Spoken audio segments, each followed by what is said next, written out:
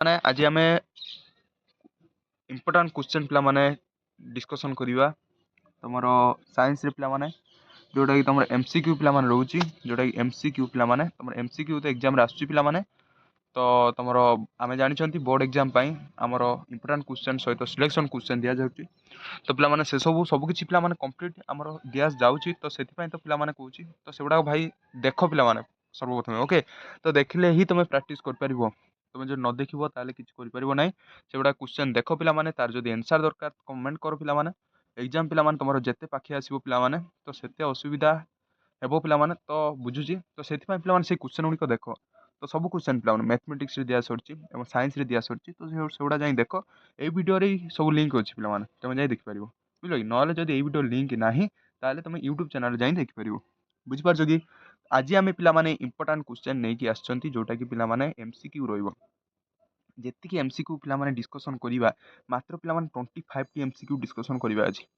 Answer भी कही पिला एनसार कोई न कहले ना एनसार भी कहि तुम कौन कर ना जी एमसीक्यू कहूँ पिला तो सही एमसीक्यू तुम पिला मन रख तुम आनुआल एग्जाम 2024 इंपोर्टाट रोचे तो से एमसीक्यू को तुम गोटे खाता लिख पिला तो सेट पिला 6 सेटा रोचे एटा सेट 6 रोचे पिला मन रख आम सेट 6 7 8 तीनोटी सेट देखा तो 6 7 8 देखा पिला ये तीनोटी सेट्रे पिला जी क्वेश्चन आलोचना करी 25 30 75 पिला 25 30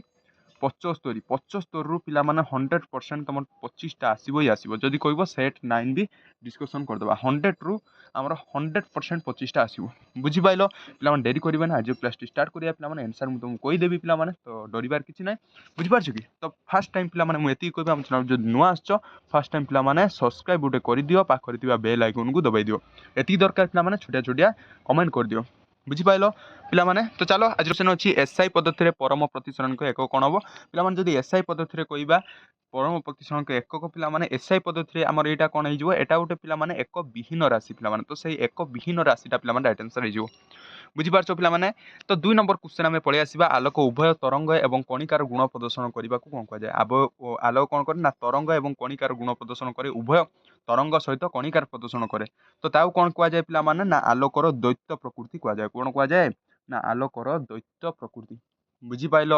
तो 2 नंबर क्वेश्चन एटा पिला तो सही 3 नंबर क्वेश्चन पलि आसिले वर्तुलाकार दर्पण कार्टेसियन संकेत प्रथा व्यवहार कला बेले केउं बिंदु को मूल बिंदु रूपे ग्रहण करा जाए तो वर्तुलाकार दर्पण में कार्टेसियन संकेत प्रथा व्यवहार कला बेले तो केउं बिंदु को मूल बिंदु रूपे ग्रहण करा जाए पिला माने पोल ना वक्रता केंद्र ना फोकस ना एमान मध्यनु केउंटी नुहे पिला माने आंसर को समस्त आंसर कहबा दरकार कोडा हो ना पोल होची राइट आंसर हो कोडा हो ना पोल बुझिपाल कोडा हो ना पोल बुझिपाल तो देखो 4 नंबर क्वेश्चन 1.5 प्रतिसरण विशिष्ट एक काच को मध्य प्रवेश करथुबा आलोकर बेग केते पिला माने 1.5 प्रतिसरण देछि तो पिला माने एटा इंपोर्टेंट क्वेश्चन पिला माने एभली क्वेश्चन तुम एग्जाम रे आसे बुझिपारछ कि तो एभली क्वेश्चन तुमरो परीक्षा रे पड़े तो ये क्वेश्चन आंसर पिला जदि थिबो पिला माने कोन 1.5 प्रतिशत ले तुम एटा कोन करबो ना 2 * 10 * मीटर * कोन सेकंड -1 बुझिपाइलो तो एटा पिला माने मन रखथिबो तो सीटा होची राइट आंसर हे जिवो तो पिला माने 5 नंबर क्वेश्चन देखिबा केउटी विद्युत विभांतरित एक को सूचाए केउटी विद्युत विभांतर रे एकक को सूचाए जूल ना वोल्ट ना जूल ना कूलम तो पिला माने राइट आंसर कोटा जिवो पिला माने 5 नंबर क्वेश्चन तुम एटा कमेंट करिवो तो राइट आंसर कोटा जिवो बुझिबो तो पिला माने देखो यार राइट आंसर कोटा जूल कूलम दीपवार टू -1 तो बीटा होची राइट आंसर हो बुझिपाइल तो 6 नंबर क्वेश्चन पिला माने देखिबा देखो 6 नंबर अछि एक तारर प्रतिरोध का ऊपर निर्भर करे नाही जदि एक तारर प्रतिरोध कहबा का ऊपर निर्भर करे नाही पिला माने तारर लंब तारर प्रच्छेदर क्षेत्रफल पदार्थर प्रकृति ना परिवार आर्द्रता आंसर को पिला माने ना परिवार आर्द्रता होची आंसर हे जिवो बुझिपाइल तो पिला माने 10 एम्पियर केते माइक्रो एम्पियर सो समान ए क्वेश्चन पिला माने इंपोर्टेंट 7 नंबर क्वेश्चन पिला माने पड़िबो 10 एम्पियर पिला माने केते माइक्रो एम्पियर सहित समान हेबो ए क्वेश्चन पिला माने एग्जाम रे आसीबो पिला माने भलो करी देखि जिवो काना हमर 10 टू द पावर 7 पिला माने तो 10 to the power 7 equal to 10 ampere बुझिलो कि तो 10 to the power 7 micro ampere equal to 10 ampere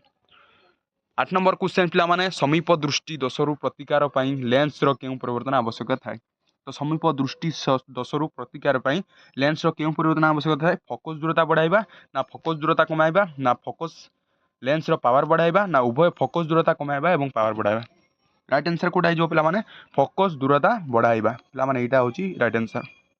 बुझिपाल। तो 9 नंबर क्वेश्चन पिला माने जिबा देखो 9 नंबर क्वेश्चन हम कोन अछि ना केउ रंगर आलोक कुहुडी द्वारा खूब कम विचलित होइता केउ रंगर आलोक कुहुडी द्वारा खूब कम विचलित होइता पिला माने आंसर को फटाफट से केउ रंगर आलोक कुहुडी द्वारा खूब कम विचलित होइता नील ना बैगणी ना घन नील ना नाल नील ना बैगणी ना घन नील ना नाल राइट आंसर कोटा हिजो पिला माने मन रख तो लाल पिला माने लाल रंगर आमर आलोक कुहुडी द्वारा खूब कम विचलित होइता बुझिपाल। तो लाल हूँ रईट आंसर हो बुझिपाल। तो लाल रंगर आलोक कुहुडी द्वारा खूब कम विचलित होता है। तो नेक्स्ट क्वेश्चन देखा जब 10 नंबर क्वेश्चन पिला माने गोटे तंबा तार कुंडुली गोटे चुंबकीय क्षेत्र में घुरुची गोटे तंबा तार कुंडुली गोटे चुंबकीय क्षेत्र में घुरुची उत्पादिक प्रेरित विद्युत प्रवाह दिगरे केतेबेले परिवर्तन हुए गोटे तंबा तार कुंडुली गोटे चुंबकीय क्षेत्र घुरुची तो सही टाइम जब उत्पादिक प्रेरित विद्युत प्रवाह देखा तो केतेबेले परिवर्तन हुए तो यहाँ पिला क्वेश्चन अच्छी पिला यार आंसर कौन ना अर्ध गुणन पर कौन ना अर्ध गुणन पर। नेक्स्ट क्वेश्चन पिला देखा पिला 11 नंबर क्वेश्चन तो लाइव तार न्यूट्रल तार संपर्श में आसिले कौन होता है लाइव तार न्यूट्रल पिला तार जो संपर्श में आसो तार कौन आसिले तार कौन होता है लाइव तार न्यूट्रल तार संपर्श में आसिले कौन होता है ना लघु पथन कौन हम ना लघु पथन होता है पिला गोटा राइट आंसर हो ना लघु पथन। नेक्स्ट क्वेश्चन पिला अवतल दर्पण वस्तु केउठारे थिले एहार प्रतिबिंबटी वर्धित वास्तव एवं उल्टा हुए जदि अवतल दर्पण पिला वस्तुटा जदि केउठारे थिबो तार आमर प्रतिबिंबटी कौन हो ना वास्तव एवं वर्धित एवं उल्टा हेबो पिला आंसर कौन हो ना डी हो सीओपी मध्य थिले कोठी थिले ना सीओपी मध्य थिले। 10 नंबर क्वेश्चन जीवा पिला 15 सेंटीमीटर एक फोकस दूरता विशिष्ट एक अवतल दर्पण सम्मुख में गोटे 25 सेंटीमीटर दूरता अच्छी दर्पण ठारू केते दूरतार एहार एक स्पष्ट प्रतिबिंब सृष्टि हेबो बुझिपाल 15 सेंटीमीटर फोकस दूरता एक अवतल दर्पण सम्मुख में गोटे वस्तु 25 सेंटीमीटर दूरतार अच्छी तो दर्पण ठारू केते दूरतार एक स्पष्ट प्रतिबिंब सृष्टि हेबो पिला राइट आंसर समस्त कह कोटा हेबो ना 37.5 सेंटीमीटर बुझिपारछ 37.5 सेंटीमीटर। जलर प्रतिसारण केते पिला माने जलर प्रतिसारण एटा पिला इंपोर्टेंट क्वेश्चन 14 नंबरटा पढिछु पिला माने ना 1.33 होची राइट आंसर जलर प्रतिसारण केते ना 1.33 बुझिपालो एटा पिला माने एग्जाम रे आसे पिला माने सब एग्जाम रे पढिछु पिला माने मु भी जेतले मैट्रिक परीक्षा देइतिली पिला माने ए क्वेश्चन टी आस्तिला तो यहाँ गोटे भल कर देखिए पे तो 15 नंबर क्वेश्चन देखा उत्तल लेंस वस्तुटी केउठारे रखिले तार एक आभासी प्रतिबिंब हेबो जदि उत्तल लेंस वस्तुटी पे आम जदि केउठारे रखिबा तार एक कौन प्रतिबिंब आभासी हेबो कोउठ रखिबा ना 15 नंबर राइट आंसर हो F1 और आलोक केन्द्र मध्य कौन हेबो ना F1 और आलोक केन्द्र मध्य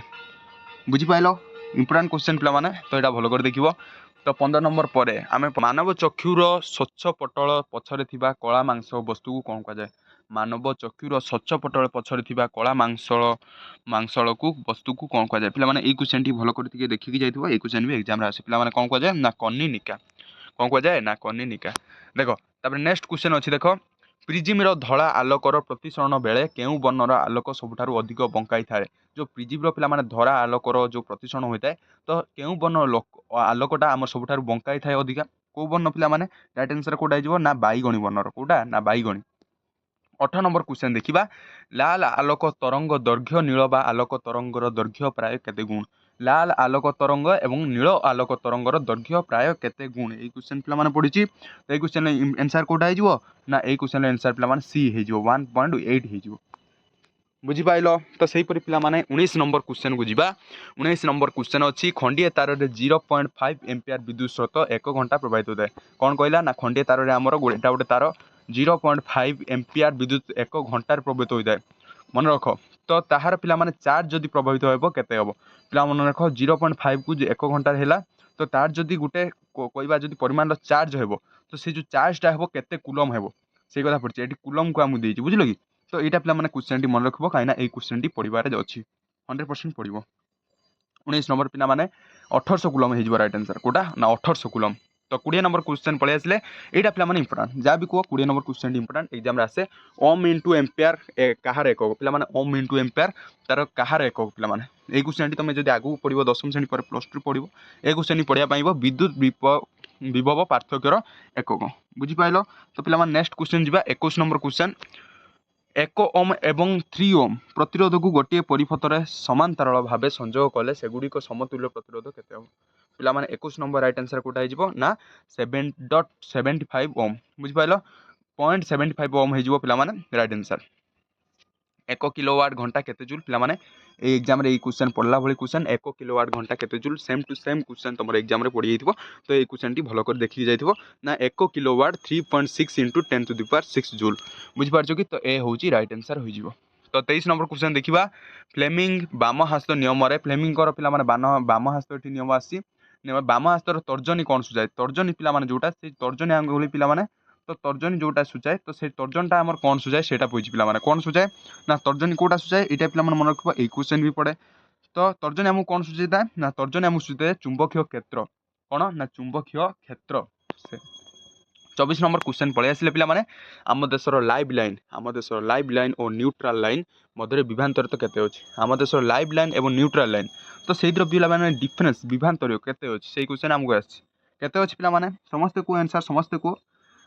ଲାଇଫ୍ ଲାଇନ୍ ବିଭାନ୍ତରୀୟ ଲାଇନ୍ ତ କେତେ ଅଛି ପିଲାମାନେ ନା 220 ଭୋଲ୍ଟେଜ୍। ତ 220 ଭୋଲ୍ଟେଜ୍ ହେଉଛି ରାଇଟ୍ ଆନ୍ସର୍ ହେଇଯିବ। ତ ଲାଷ୍ଟ କ୍ୱେଶ୍ଚନ୍ ପିଲାମାନେ ତ ଚୁମ୍ବକୀୟ କ୍ଷେତ୍ରର ତୀବ୍ରତାର ସିଜିଏସ୍ ତ এককটি କ'ଣ ହେବ? ସିଜିଏସ୍ଟା ପିଲାମାନେ ପଚାରିଛି ଚୁମ୍ବକୀୟ କ୍ଷେତ୍ର ଚୁମ୍ବକୀୟ କ୍ଷେତ୍ର ଯେଉଁ ତୀବ୍ରତା ଅଛି ତ କେତେ ସ୍ପିଡ୍ ଅଛି ଚୁମ୍ବକୀୟ କ୍ଷେତ୍ର ତ ତାର ସିଜିଏସ୍ এককଟି କ'ଣ ହେବ? ମନେ ରଖ ୟାର ସିଜିଏସ୍ এককଟି କ'ଣ ହେବ ନା ୱାଟ୍ ହେଇଯିବ। ଚୁମ୍ବକୀୟ କ୍ଷେତ୍ର ପିଲାମାନେ ୱାଟ୍ ହେବ ନାହିଁ। ତ ଚୁମ୍ବକୀୟ କ୍ଷେତ୍ର ଆମକୁ ପଚାରି ତୀବ୍ରତା ମାନେ ୟାର ପିଲାମାନେ ଚୁମ୍ବକୀୟ କ୍ଷେତ୍ର ମନେ ରଖ କ'ଣ ହେଇଯିବ ନା ଓରୋଷ୍ଟେଟ୍ଟା ପିଲାମାନେ ରାଇଟ୍ ଆନ୍ସର୍ ହେଇଯିବ। ବୁଝିପାରିଲ? ମନେ ରଖିଲ ଓଷ୍ଟେଟ୍ଟା ପିଲାମାନେ ରାଇଟ୍ ଆନ୍ସର୍ ହେଇଯିବ। ପିଲାମାନେ ଦେଖ ଆଜିର କ୍ୱେଶ୍ଚନ୍ଟି ଏତିକି ଥିଲା ପିଲାମାନେ ତ 100% ଏକ୍ଜାମ୍ରେ ଆସିବ। ଯଦି ଏଗୁଡ଼ା ଭଲ କରି ପ୍ରାକ୍ଟିସ୍ କରୁଛ ନା ତାହେଲେ ଏକ୍ଜାମ୍ରେ ଭଲ କରିକି ଆସିବ। ବୁଝିଲ କି? ତ ଆଜି ପାଇଁ ଏତିକି ପିଲାମାନେ ଚ୍ୟାନେଲ୍ ଯଦି ଭଲ ମାନେ ଲାଇକ୍ କରିଦେବ ସବସ୍କ୍ରାଇବ୍ କରିଦେବ ଏବଂ ଗୋଟେ କମେଣ୍ଟ କରିଦେବ। ତ ଆଜି ପାଇଁ ଏତିକି ଥ୍ୟାଙ୍କ ୟୁ।